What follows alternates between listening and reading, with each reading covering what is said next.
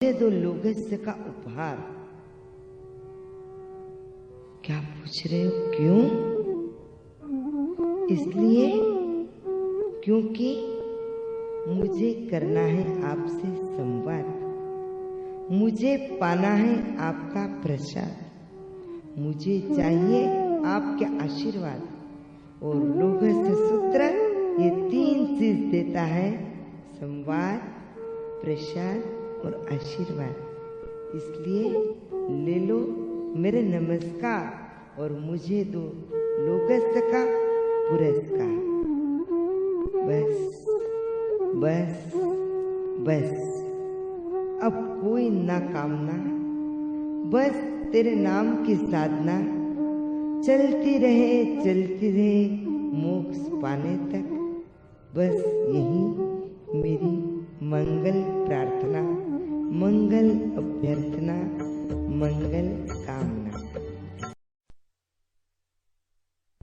जन्म और मृत्यु का क्रम अनादिकाल से चलता ही रहता है, परंतु जिनका जन्म अन्य अनेकों के जीवन का मार्गदर्शन बनता है उन्हें महापुरुष कहते हैं। जिस समय धरती पर कुछ ऐसे संताप का समय आता है, उस समय महापुरुष के चरण इस धरती पर अवतरित होते हैं। जिनके चरणों की पूजा करते करते संसार के पामर जीव परम आत्म दर्शन को प्राप्त करते हैं, ऐसे महापुरुषों को तीर्थंकर कहते हैं।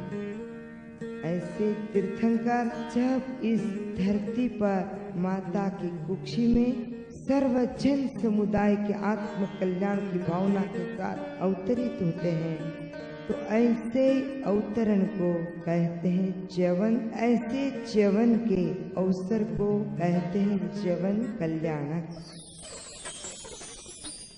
जगत के सर्व जीवों को जन्म और मृत्यु से बचाने के लिए स्वयं की सर्वस्व साधना लगाकर तीन जन्मों को इस जगत के लिए भेंट करते हैं। तीर्थंकर नाम कर्म का निकाचन करके इस धरती पर अपना पहला कदम रखते हैं और अपने चरणों के द्वारा समस्त धरती का स्पर्श करते हुए समस्त धरती को पुनीत और पवित्र करते हैं।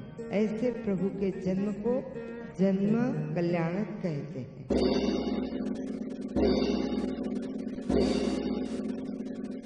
संसार के अनंत जीव एक साथ अभय को प्राप्त करें, ऐसा शाश्वत मंत्र कौन सा? अनादिकाल से संचित पापों को एक साथ भस्म कर सके, ऐसा अनाहत यंत्र कौन सा? जड़ और चेतन का भेद विज्ञान प्रकट कर समस्त चेतना का ऊर्ध्वीकरण करे, ऐसा चिरंतन तंत्र कौन सा? ऐसे अनुत्तर प्रश्नों का उत्तर अर्थात करेमी भन्ते सूत्र अर्थात प्रव्रज्या अर्थात दीक्षा, सिद्धि की शिक्षा, पथ की प्रतीक्षा।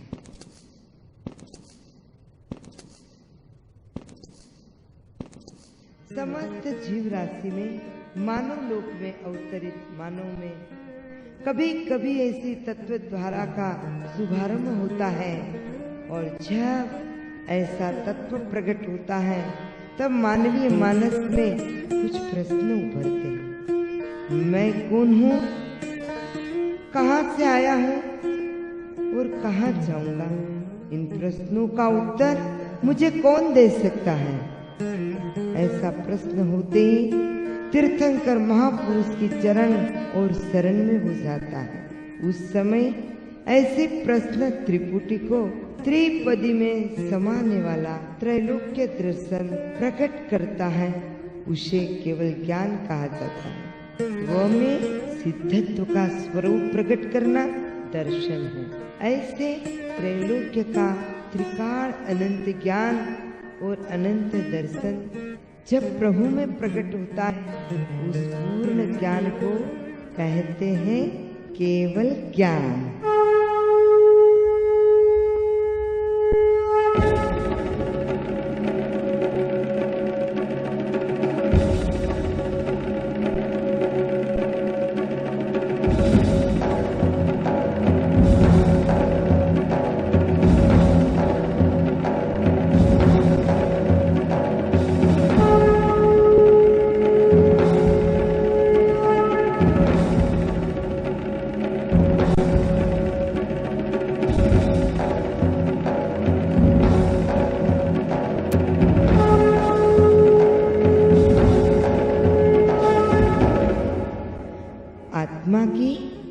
परम मुक्त दशा का प्रकटीकरण अर्थात निर्वाण, अनंत परमाणुओं के आवरणों से आत्मा का शुद्धिकरण अर्थात निर्वाण, आत्मा की परम सिद्ध दशा का सिद्धिकरण अर्थात निर्वाण, जन्म और मृत्यु से आत्मा की मुक्ति का मंगल सूचन अर्थात निर्वाण।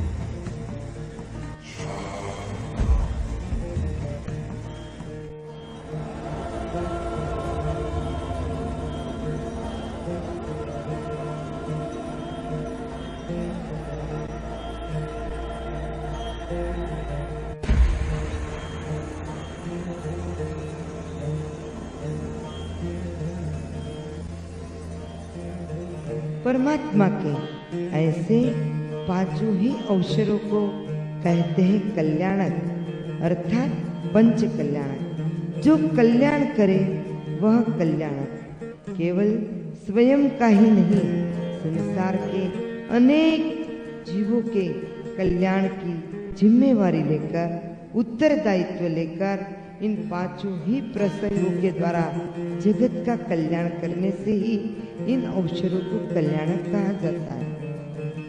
ऐसे पांचों कल्याणकों के लिए शास्त्रों में कहा जाता है कि जब जब ये से अवसर आते हैं उस समय संसार के त्रैलोक्य के सभी जीवों को क्षणवार सुख और अंधकार में प्रकाश की अनुभूति होती है। महाकवि आचार्य हेमचंद्राचार्य कहते हैं, नारकापि मोदन्ते यस्य कल्याण परवश। नारक के जीवों को इन पांचों प्रसंगों में आनंद मिलता है। मृत्यु लोक के मानव को सुख, शांति और समाधि का एहसास होता है। देवलोक के इंद्र जिनके आसन चलायमान होते हैं, सौधर्मेंद्र शक्रेंद्र का आसन जब चलायमान होता है तब धनुष की टंकार के साथ वे अपने सिंहासन पर से खड़े होकर के उपयोग लगाते हैं। उन्हें पता लगता है कि ये तो प्रभु के कल्याणक का अवसर है।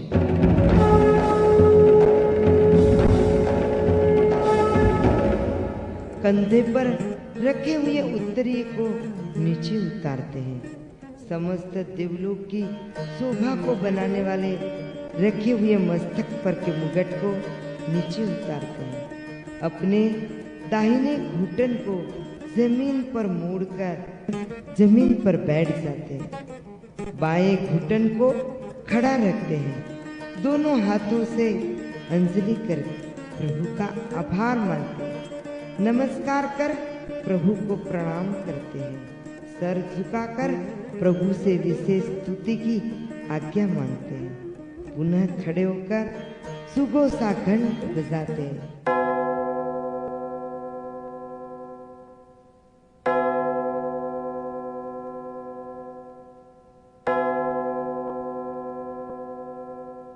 समस्त देवलोक में दिव्य घोषणा कराते हैं। समस्त अभियोगिक देवों को इकट्ठे करते हैं। संपूर्ण देव तंत्र को प्रभु के कल्याणक उत्सव की तैयारी का सूचन प्रसारण करते हैं और अनंत उत्साह के साथ मालकोस राग में प्रभु की मधुर स्तुति का प्रारंभ करते हैं। शक्रेंद्र का श्रवण अर्थात शक्रस्तव, चित्त वृत्तियों का शांत होकर परम चेतना में वंदन में हो जाना अर्थात चैत्य वंदन, परम तारक चरणों में सर्वांग निपात कर देना, इसका नाम प्रणिपात सूत्र। आत्मा का परमात्मा के चरणों में भाव भरे नमस्कार अर्थात नमोत्थुनम, अंजलि और ललाट का प्रेम भरा संबंध अर्थात नमोत्थुनम। मालकोस राग में नमोत्थुनम अर्थात परमात्मा की अनंत करुणा के माल का उस खजाना में एक गुत्ती लगाकर